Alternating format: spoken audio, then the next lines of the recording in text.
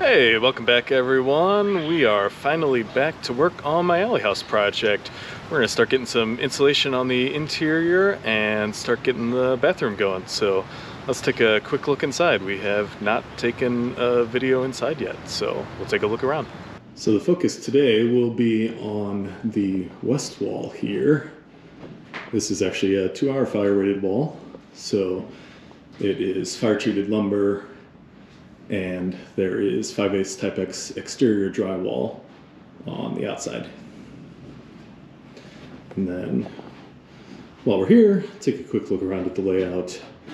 Kitchen area over here. Spin around to area for a table, eating, multi-purpose. Entry doors. We got kind of a living room type area here. Mini split for heating and cooling. There is a mechanical closet and then a main closet for the bedroom area here. The bedroom and living room kind of work together, so you can have your TV, couch, bed, whatever you so choose. And then the bathroom over here. So we're gonna get started finishing out the bathroom. And of course, the first step to any finishing is we need to get the insulation in the walls. And with the fire rated wall, mineral wool is spec'd out for that. So we'll start on that first. So we picked up our mineral wool insulation for the firewall portion, and that'll get us started and allow us to get the bathroom going. So we'll get this carried upstairs and start putting it in place.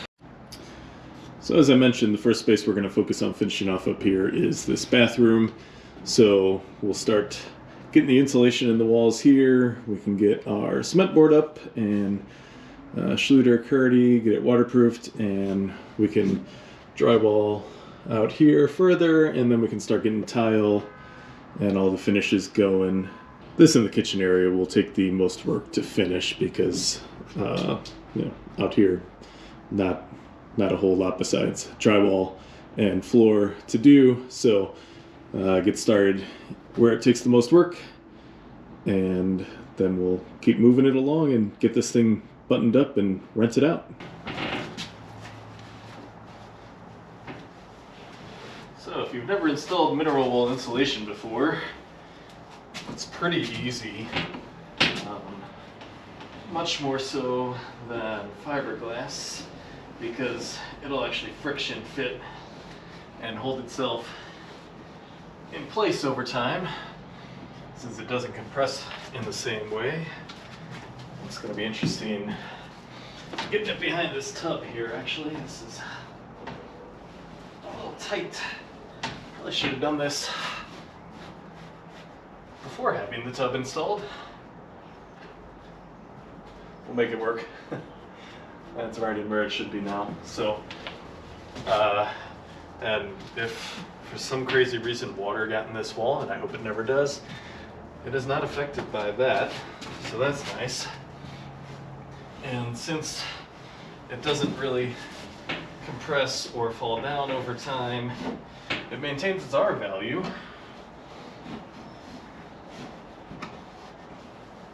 And that's the whole point of insulating, right? There we go, now it's sliding down.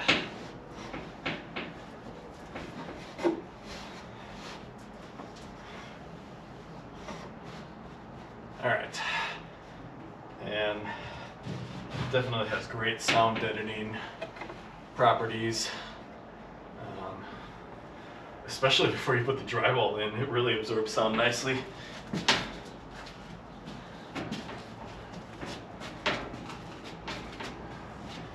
These may need a little trim. The way to trim it is just basically with a serrated knife. It should fit. We'll see how it works on the California corner here.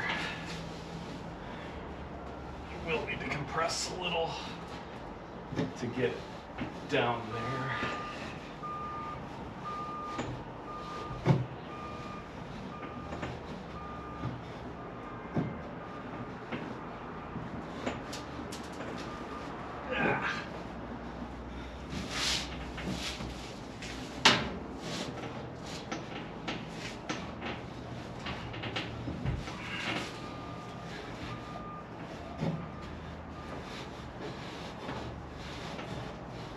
manufacturers do recommend wearing gloves to install. It doesn't cut you in the same way as fiberglass though, so as a person that doesn't like gloves, I like that.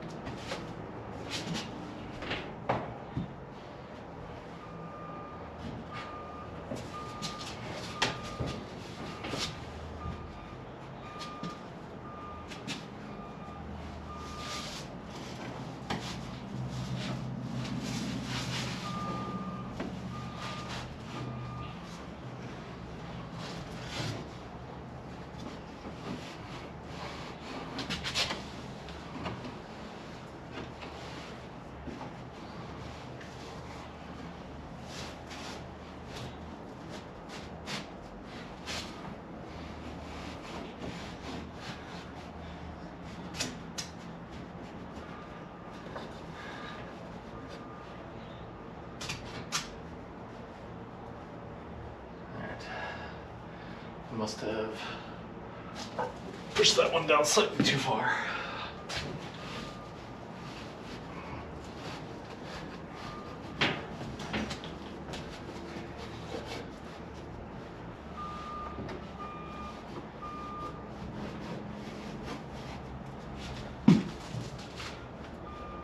Alright, so this is the 5.5 inch thick for 2x6 stud walls.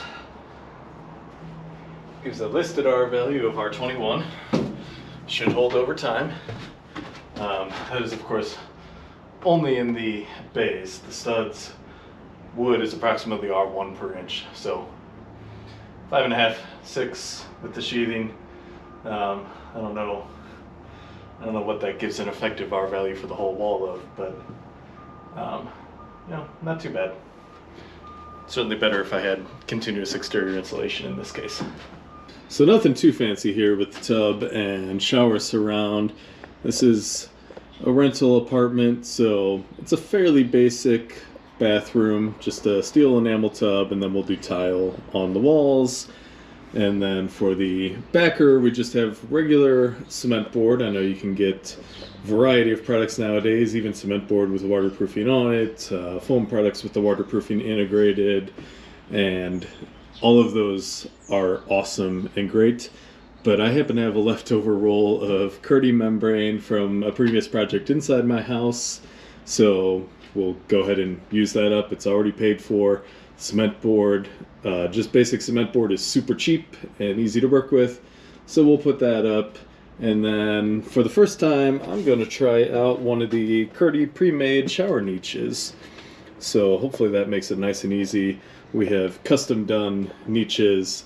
It's really not too hard to frame it up and then put cement board or whatever backer around it, but I figured for a few bucks we can just pop it in where we want it. Give it a try, why not? It integrates seamlessly with the rest of the Curdy.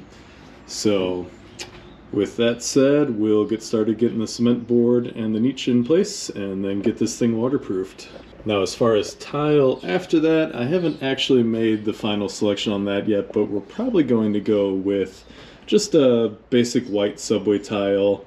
Not sure on the exact size. I need to go to the store and check out and make some decisions. But it's, you know, kind of simple and timeless, and you can't really go wrong with the subway tile in my opinion.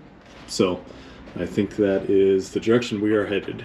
It is time to take a break from work and go outside, because today is April 8th, 2024, and astute observers will know that there is a total solar eclipse, and I don't have a filter over it, so can't pick it up. Let's see if I can cover it here with the eclipse glasses. I'll get a better zoomed in picture. We are in 99%, so not quite totality, unfortunately. It was about an hour drive to get to totality. I decided not to this time. The eclipse in August of August of 2017, I did go experience totality. It was only about 10 minutes away. The city of St. Louis was kind of bisected by totality that time, so It was really easy to take a break from work and go down to City Park and check that out for a couple minutes. Really neat. This is actually a longer period of totality. Let's see if it, okay, good. But it was a ways to go. We're about 20 minutes out from 99% at the moment, so doesn't really pick up the shadows on camera, but it is getting noticeably darker out here, and we will wait just a little longer and hopefully get a good scene on camera here. So not sure how well it picks up on the camera here, but may be able to see that it is getting darker in the shadows and darker in the sky in general. It's a pretty cool process. So we're getting pretty close now. Definitely getting dimmer out here. Starting to get some shadows. I think I'm gonna go across the street where it's a little more open.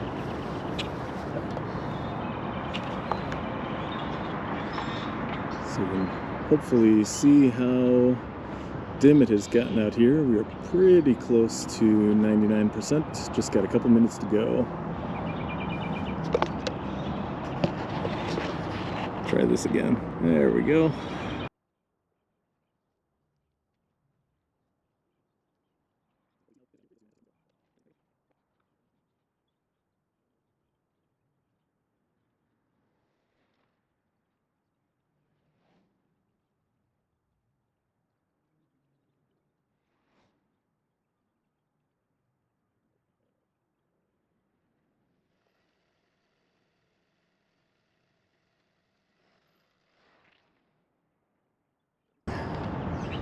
Getting brighter again. So nothing is quite like totality, but 99% is pretty good. Before we get too far into things with the shower surround, we need to get the bathroom fan vented out the side, and the diamond coat process with the LP Smart side actually has these ready-made covers that the siding slides right up to. So we'll drill our hole for the 4-inch duct out the side. Then we got the cover there that'll slip through this, and then it already has a top cap integrated. So this will be the first time I'm using it. Should make it nice and easy. We got the lift here to help us on the outside, so we'll get our hole drilled and we'll pop this on and see how it goes. And as far as the run on the vent, it doesn't get much better than this. Just a straight shot right out the side. We'll need one piece of duct, no elbows. So hopefully everything goes well.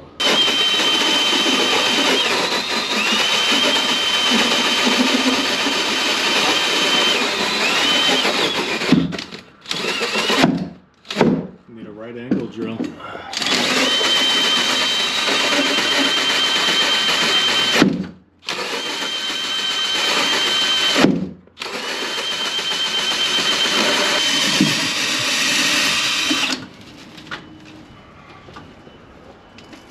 Well, there's one there. It's the fire treated plywood behind. Yep, just had to get it going. What? Just had to get it going. That was a lot easier. So there's our first 4 1/4 inch wide hole for the 4-inch duct. You can see the 3/4 inch LSL rim, 1/2 inch of fire treated plywood, and then 5/8 exterior Type X drywall. So while we're at it, we're going to get the vent for the range that will be a microwave through style in place. So that'll be against this wall that divides the bathroom, and then again just right out through the side. So while we got the lift here, we'll get both of the covers on, and then we'll be in good shape for the connections later. All right, we are getting the pre-made niche in the wall, and the nice thing about mineral wool is you can slice along and then just take a chunk out and it holds the form of what you need. So that is ready to go. We'll get the niche screwed in, then we can get started on the cement board.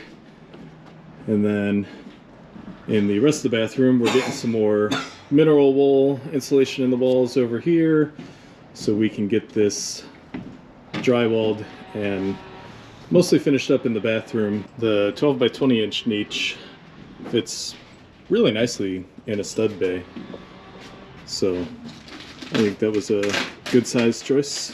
There is a really small gap though, so we'll just stuff a bit of the mineral wool on the side there, and then when I push the whole niche back, that'll push into place and we'll be filled up. Maybe not the most important to get that filled up, but we can do it, so might as well. So when you're doing an install on cement board or drywall, they call for just wood screws in right at the edge. And you don't need much apparently. So we're gonna cut the cement board now. We'll see how it looks. So we got the first piece of cement board cut correctly on the first shot. That's always nice.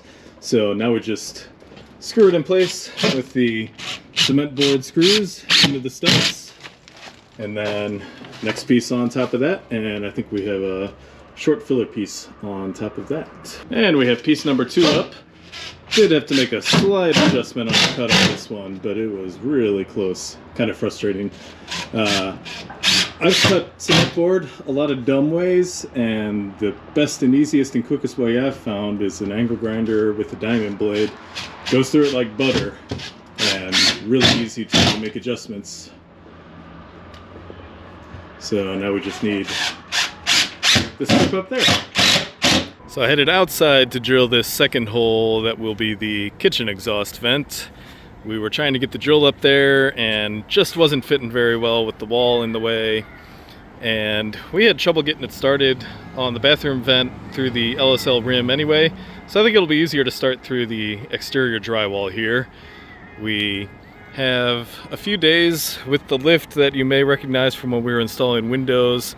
They were finished with it over in that project with a little bit of time left, so the rental company was willing to move it over here for just the cost of the move. So I will gladly take advantage of that extra time. We got plenty of things to do, including this. So as I've mentioned before, this is a fire rated wall, 2-hour rated. So there are quite a few ways to accomplish that. In this case, my architect drew fire treated lumber, and then fire treated 1/2-inch plywood, and then 5/8 type X exterior gypsum board. Our next project that we have an exterior firewall in, it's actually drawn up with magnesium oxide board instead of the exterior drywall. They accomplish basically the same thing. If you're not familiar with MGO board, you may have heard of LP Flame Block. That is one of many brands available. So the other project we'll be doing with the lift out here is we actually need to get a water and air barrier on this. The rain does not affect it, doesn't damage it, but it's not a water and air barrier like say Zip System is. So we will get that applied as well, and then a little later we're going to start getting the rest of the siding on here because it is overdue.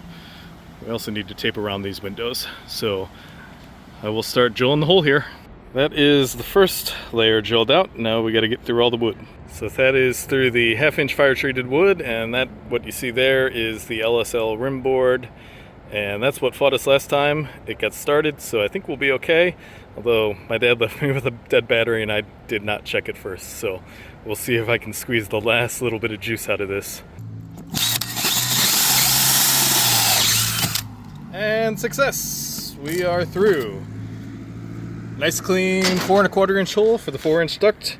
So now we need to coat the sides of this with some Zip liquid flash and then get our covers on. I got the Zip liquid flash applied now. If you have never used this before, it's kind of a thick goop and you can trowel it out and it holds its form pretty well. It is a pain in the butt to use though. It's not a lot of fun. We did use it around the window openings on the three sides that have windows, and that was the first time we had used Zip at all, and I don't think I'll ever use liquid flash on windows again. Just taping and the flex tape at the corners takes care of it pretty well and easy. The liquid flash works great, it just takes longer, and time is money. So let that dry up, and then we will get the WRB and air barrier on here. I'm gonna either get some Henry Blueskin or some Proseco R-Guard.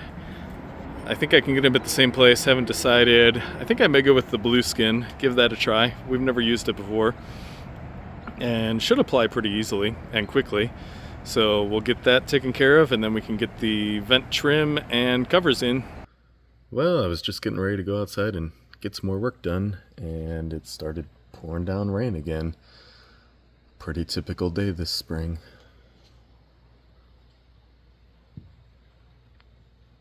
Well, our initial smear of liquid flash has dried up nicely and all sealed up between the layers. I was intending to either get some Henry Blueskin or Proseco R-Guard, as I mentioned, and I wasn't able to get either of them locally quick enough, so they're on order. But while I have the lift, I want to get this vent covers and the trim pieces up in place. So I'm just going to smear some more liquid flash around there under where it goes, get our rain screen just behind where the trim pieces go, and then that'll be fine for this area. I wouldn't want to do liquid flash over the entire wall because that would get expensive really quick and kind of a pain. But for this little area, not a big deal. A few extra minutes. Well, another spring day and another storm on the way. These things again. Quite windy. Load up and lift it. Well, nothing fancy with the liquid flash, but it's all covered and sealed up, so time to get the rain screen on and then the trim pieces. And we have the little bit of rain screen on now. We'll get the rest after we apply the WRB and air barrier, but it also looks like there may be a storm moving in again, which is pretty normal for any day this spring. And also jets and other stuff, lots of noise. You can also see a little peek of my solar panels on my roof over there. That little thing, that's the back of one of the panels. Both trim pieces are now on, and I'm not gonna lie, it was a bit of a pain in the butt to do it by myself and get them level and plumb, but they are on now, so I'll go grab some caulk and the caps and we'll get this closed up. So as far as installation of the vents goes, pretty standard, as long as it'll fit in the hole correctly here. The other one slid right in. Oh, come on. There we go. Must have been slightly off. Just slide it in. We got some big stretch caulk on there. Not sponsored, but Sashco, love your products. Get in touch. So we'll get that. We'll reach down and grab the level, and looks like we need slight adjustment just like that. Oops, and I dipped the level into the caulk. Oh well, this is kind of awkward. So after that, we'll get 4 screws in under the cover, just number 8 deck screws, and then smooth out the caulk, make sure it's actually sealed well around it. And at some point I'm going to have to repaint these. The spray wasn't great, but we'll be back up here when we do the siding. I'll fix it up then. It'll be good enough for the short term. And both vents are finally in. I am happy about that. So that is the clear version of Big Stretch. So once it dries, there will be no concerns about the color difference between the trim background and the black vent covers. They were white. I spray painted them black. I really don't know what happened. But again, like I said before, We got to get back up here for the siding fairly soon, so we can correct that at that point. As it is now, it'll keep the water out. So we'll head on down. Next project for the exterior is getting some more of the mud sill to foundation connection made, air sealed, and then the next big project will be the WRB on the whole firewall side. So there will be some spots you can see right there where we need some new screws. Hopefully we get started on that soon. As you can see, we pre-filled our joints and we got it prepped for our curtain membrane right there. But that will be on the next episode. That'll wrap things up for now. Thanks for watching. Hope you enjoyed what you saw. We'd be thrilled if you give us a like and a subscription if you haven't already done so. Definitely helps us out as a small channel. Hopefully bringing some entertaining content out here. And like I said, next time we're back, we'll be getting the waterproofing on and maybe we'll get the tiles started. So tune back in soon for that, hopefully. So again, thanks for watching and we will see you on the next video.